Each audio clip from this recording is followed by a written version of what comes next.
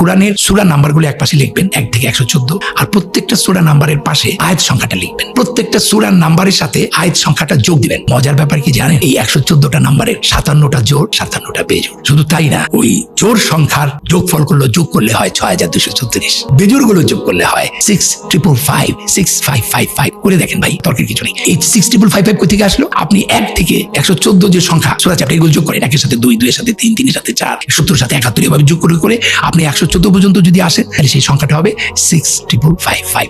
তাহলে জোড়াটা হচ্ছে 6236 আর বেজোড়টা হচ্ছে 6555। শুধু তাই না, এর পরের যে ঘটনাটা সেটা আরো ভয়াবহ, ভেরি ভেরি ইন্টারেস্টিং ম্যাথমেটিক্যালি। এই যে যোগ করার পর সেই নাম্বারের রিপিট গুলো একসাথে করেছি, আনরিপিট গুলো একসাথে করেছি। এই রিপিট নাম্বারের যোগফল হচ্ছে 7906 আর আনরিপিট নাম্বার যোগফল হচ্ছে 4885। এবার 7906 কে 4885 দিয়ে ভাগ দেন, it is 1.618 golden ratio. Can you imagine?